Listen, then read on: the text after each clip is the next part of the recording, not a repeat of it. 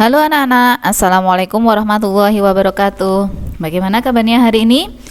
Bu Maya harap kalian tetap sehat dan semangat ya. Baiklah anak-anak, kita pada hari ini akan melanjutkan materi kita bab yang ke-9, yaitu tentang pemanasan global. Oke, apa sih pemanasan global itu? Nah, ini kita pelajari dulu peta konsepnya. Apa saja yang akan kita pelajari beberapa menit ke depan. Oke.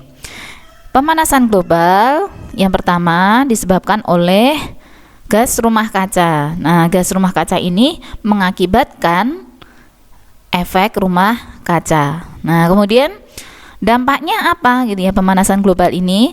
Pemanasan global dampaknya adalah terjadi perubahan cuaca dan iklim, kenaikan permukaan laut, hasil pertanian menurun, kemudian kehidupan hewan dan tumbuhan juga akan terpengaruh. Begitu juga dengan kesehatan manusia. Nah, kemudian bagaimana upaya untuk mengendalikannya? Nah, ini yang pertama adalah dengan mengubah perilaku pribadi, kemudian tindakan kolektif dan mengurangi karbon. Oke. Baiklah anak-anak, kita akan membahas satu persatu apa saja sih pemanasan, pengertian, kemudian penyebab, dampak, dan upaya pengendaliannya. Oke, kalian simak baik-baik, siapkan buku catatan kalian ya. Pengertian pemanasan global. Nah, ini anak-anak ya, bisa kalian lihat pada gambarnya ini ya. Jadi bumi yang seperti diselubungi oleh api karena terjadi pemanasan secara global. Jadi seluruh dunia gitu ya akan mengalami yang namanya pemanasan global ini. Nah, pemanasan global adalah peristiwa meningkatnya suhu rata-rata pada lapisan atmosfer dan permukaan bumi. Jadi suhunya itu meningkat. Jadi suhu rata-ratanya hampir menyeluruh ya. Nah, kemudian apa gejala yang dirasakan adanya pemanasan global ini? Nah, mungkin kita sekarang sudah bisa merasakan ini anak-anak. Nah, yang pertama adalah terjadinya pergantian musim yang tidak bisa diprediksi. Nah, jadi pergantian musimnya tidak bisa diprediksi. Kapan musim hujannya mulai, kapan musim hujannya selesai, kan sekarang tidak jelas gitu ya. Kalau dulu jelas sekali. Jadi bulan Oktober sampai April musim hujan, kemudian April sampai Oktober musim kemarau. Tapi ternyata sekarang tidak bisa diprediksi kapan mulai dan kapan berakhirnya. Kemudian sering terjadi angin puting beliung. Nah, banjir seperti yang terjadi di sekarang di Indonesia ya. Banyak sekali terjadi puting beliung, kemudian banjir di beberapa daerah kayak gitu. Tapi ada juga ketika kemarau terjadi kekeringan gitu ya. Kekeringan yang berada di wilayah yang tidak biasa mengalami. Jadi biasanya itu nggak pernah kekeringan tapi mengalami kekeringan. Kemudian di laut terumbu karangnya memutih gitu ya. Jadi berwarna putih. Ini gejala-gejala dari pemanasan global.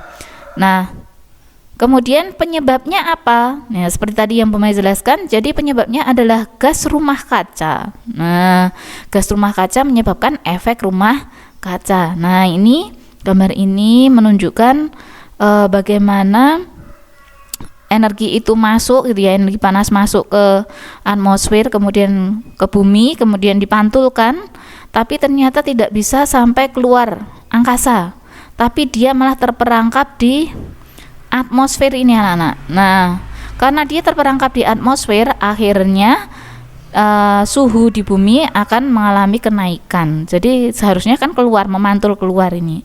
Nah, efek rumah kaca terjadi akibat panas yang dipantulkan oleh permukaan bumi terperangkap gas-gas di atmosfer. Nah, jadi di atmosfer ini banyak gas-gas yang bisa menangkap dari panas tadi sehingga tidak bisa keluar angkasa. Nah, kemudian gas-gas apa saja yang berada di atmosfer yang bisa menangkap panas ini yang menyebabkan panas di bumi meningkat? Yang pertama itu adalah karbon dioksida, kemudian metana, kemudian ada NO. Nah, gas-gas ini ya, gas-gas ini merupakan hasil dari misalnya, jadi transportation fuels, maksudnya adalah bahan bakar, bahan bakar transportasi, misalnya dari bahan bakar kendaraan bermotor, kemudian proses industri. Nah, proses industri Proses industri itu misalnya pabrik-pabrik semacam itu ya. Kemudian agricultural byproduct. Nah, ini adalah produk-produk pertanian yang menggunakan bahan-bahan fosil. Nah, bahan-bahan fosil itu yang bahan-bahan bakar yang berasal dari minyak bumi. Oke. Nah, ini ya. Jadi gasnya semacam ini ya, banyak sekali, ada CO2, CH4, NO2, CFC. Nah, CFC ini berasal dari kulkas, kemudian dari AC kayak gitu ya. Nah, kemudian gas-gas tersebut memiliki sifat menangkap panas sehingga panas yang dipantulkan tidak dapat diteruskan ke angkasa. Nah, gas-gas ini dinamakan gas rumah kaca. Dan ini namanya gas rumah kaca ya anak-anak ya, menyebabkan efek rumah kaca. Efek rumah kaca tadi, gas-gasnya tidak bisa diteruskan keluar angkasa.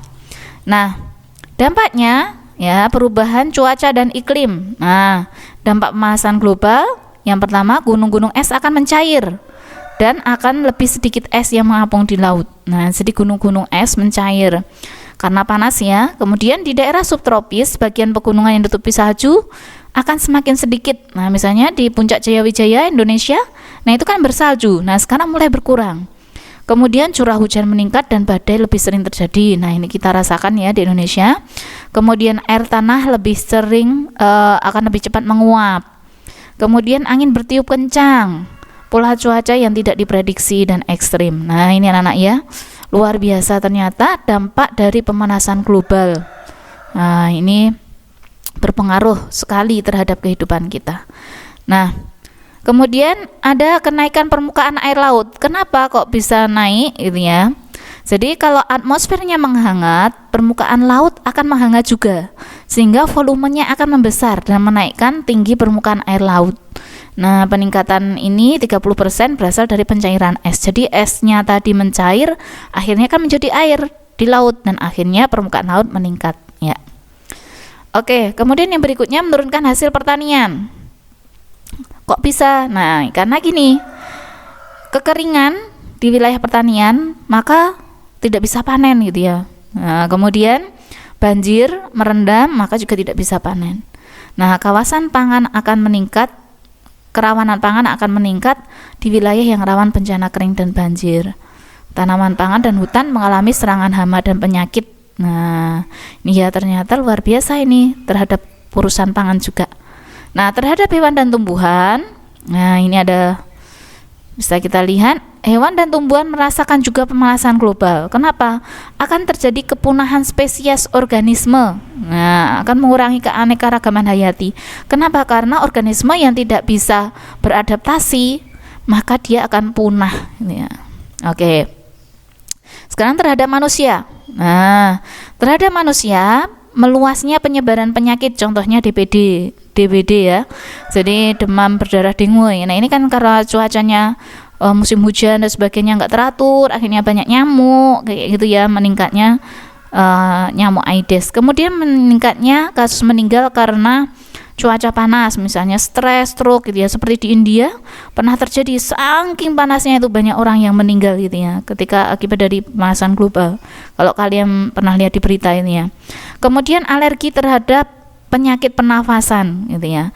Kemudian meningkatnya penyakit infeksi yang semula menginfeksi hewan menginfeksi manusia seperti flu babi dan flu burung. Nah, yang perlu dilakukan untuk mengendalikan yang pertama adalah mengubah perilaku.